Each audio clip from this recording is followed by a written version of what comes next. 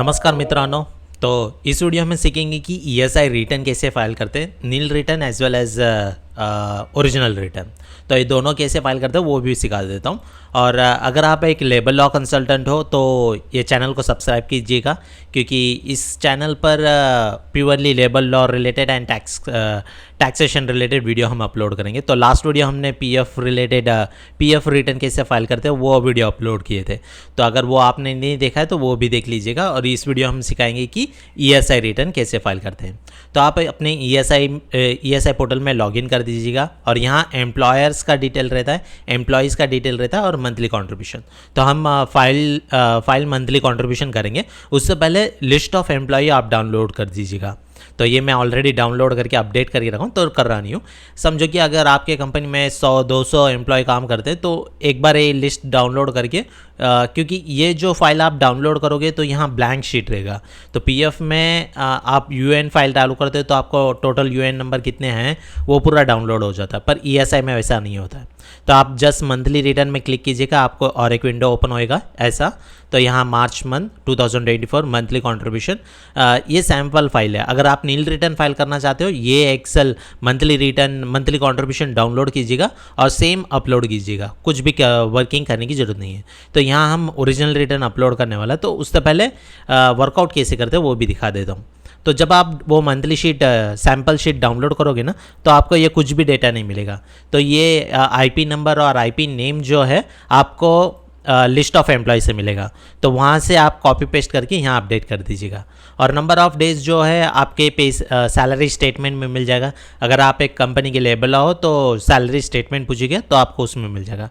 अगर आप एक कंपनी में एचआर हो तो डेफिनेटली आपको मालूम है कि पर्टिकुलर एम्प्लॉय कितने दिन काम किए और उनका ग्रॉस सैलरी। तो ये बेसिक प्लस डीए नहीं है, ये ग्रॉस सैलरी है। तो इस ग्रॉस सैलरी पे डायरेक्टली 4% कंट्रीब्यूशन जाएगा। 0.75% एम्प्लॉयज़ का और 3.25% एम्प्लॉयर का। सो टोटल अराउंड 4% कंट्रीब्यूशन जाता है। तो सिंपल नॉर्मल आप वर्किंग करके एक रख दीजिएगा कि कितना कंट्रीब्यूशन जा रहा है करिए। तो ये इम्पॉर्टेंट एक्सेल शीट है जो कि डाउनलोड किया, तो इसमें वर्कआउट मिस एक्सेल का वर्कआउट नहीं आएगा। आप नॉर्मली अपने एक एक्सेल शीट में करके देख लीजिएगा। करीबन 8,000 समथिंग रुपीज़ है। और किसी एम्प्लॉय को आप एग्जिट करना चाहते हो तो आप डायरेक्टली पीएफ में कैसे कि मेंबर में जाके एग्जिट कर सकते हैं, पर ईएसआई में वैसा ऑप्शन नहीं है। आपको कोड डाल के एग्जिट करना पड़ता है। तो पूरा कोड यहाँ है। अगर छुट्टी में तो एक डालो, ऑन लीव है तो 1 डालो, अगर सर्विस छोड़ दिया है तो 2 डालो, रिटायरमेंट हुआ तो 3 डालो, आउट ऑफ कवरेज मीन्स 21,000 से ज़्यादा सैलरी हो गया तो 4 डालो। तो इसका भी एक टाइम लिमिट है। अप्रैल और अक्टूबर में ही आप एग्जिट कर सकते हो, उसके बीच में नहीं कर सकते। तो तब तक आपको कंट्रीब्यूशन देना पड़ेगा। ओके, सो ये शीट ही हम अपलोड करने वाले हैं। तो इसको मैं सेव कर देता हूँ और यहाँ जाके click on upload file and यहाँ जाके वो फाइल चूज़ कर देंगे। तो वो फाइल ओके गाइस, तो वो फाइल सेलेक्ट कर दिया। सेलेक्ट करके click on upload, click on okay. हाँ, अगर इसमें कुछ डेटा कुछ मिसमैच है, कुछ एरर है, कुछ कैलकुलेशन ठीक नहीं है तो आपको यहाँ एरर मिल जाएगा कि आईपी नंबर ठीक नहीं है। तो वो आईपी नंबर कॉपी करके ये एक्सेल शीट में जाके देखिएगा, उसमें कुछ कॉमा है, नहीं तो फुल स्टॉप है, नहीं तो 00 है, तो वो ठीक करके वापस से अपलोड कीजिएगा।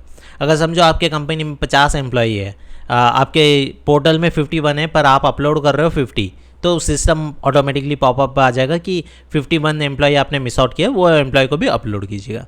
तो बिना उन्हें अपलोड मीन्स 100% सभी एम्प्लॉय का अपलोड करना पड़ता है। तो अगर आप एक जन का भी छोड़ोगे तो सिस्टम एक्सेप्ट नहीं करता है। ओके, सो टोटल 844 पेमेंट करना है। तो click on submit and finally data verification, click on submit.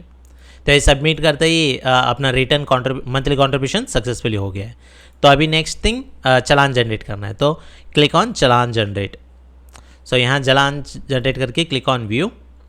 तो जो मार्च का है वो पॉपअप आ जाएगा आपको। तो मार्च का सेलेक्ट करके अमाउंट टाइप करके सबमिट कीजिएगा। अगर आपके पास नेट बैंकिंग है तो नेट बैंकिंग थ्रू आप पे कर सकते हो। तो यहाँ 8447 डाल के सबमिट कीजिएगा। ये पिछला महीने का पूरा पे हुआ है, तो यहाँ से भी आप देख सकते हो अगर किसी महीने का आप छूट दिए, समझो कि आप फरवरी का फाइल नहीं किए, मार्च का फाइल कर रहे हो, तो सिस्टम एक्सेप्ट कर देता है, तो वो नहीं बताता है कि आपने फरवरी का फाइल नहीं किया। जैसे कि जीएसटी में दिखाता है ना कि आपने वो फाइल नहीं किया तो फाइल करके आ जाओ, तो इसमें वैसा कॉन्सेप्ट नहीं है। तो क्लिक ऑन सबमिट और यहाँ नेट बैंकिंग आप सेलेक्ट करके पेमेंट कर सकते हो। समझो कि अगर आप एक कंसल्टेंट हो और आपके पास ये डेटा नहीं है मिस नेट बैंकिंग का, तो आप अपने मैनेजर को इन्फॉर्म मिस उस कंपनी के मैनेजर एचआर को इन्फॉर्म कीजिएगा कि चालान जनरेट हो गया, आप पेमेंट कर सकते हो। ओके, तो वो लॉग इन करने की कोई ज़रूरत नहीं है उनको कि मिस वो लोग डैशबोर्ड से ही पे कर सकते हैं। मिस यहाँ आएंगे तो ई पे चालान, तो यहाँ जैसे एम्प्लॉय कोड डाल दीजिएगा, या तो एम्प्लॉय कोड डालते ही आपको ये मिल जाएगा, क्लिक ऑन सर्च, तो यहाँ आ गया है। तो इस तरह आप ये चालान पे क्लिक करके नेट बैंकिंग पे कर सकते हो। फाइन, तो ये है ईएसआई का रिटर्न फाइल करना। नील रिटर्न जो एक्सेल शीट दिखाया था वो ब्लैंक रहता, वो ब्लैंक वैसे अपलोड करेंगे तो नील रिटर्न भी हो जाएगा। फाइन, तो होप आपको मीन्स यहाँ इस वीडियो से पीएफ कैसे फाइल करते हैं और इस वीडियो से ईएसआई कैसे फाइल करते हैं आपको पता चल गया रहेगा। अगर आपको दूसरा कुछ सीखना है, फॉर एग्जांपल मीन्स बोनस के बारे में, ग्रेजुएटी के बारे में, जीएसटी के बारे में, इनकम टैक्स के बारे में, तो कमेंट सेशन में टाइप कीजिएगा, मैं उसके बारे में वीडियो बना देगा। बट भूलिएगा मत सब्सक्राइब कर दीजिएगा अपने चैनल को, ताकि नोटिफिकेशन भी क्लिक कीजिएगा, ताकि जो भी वीडियो अपलोड करूँ आपको नोटिफिकेशन मिल जाएगा। Okay, thank you guys, bye.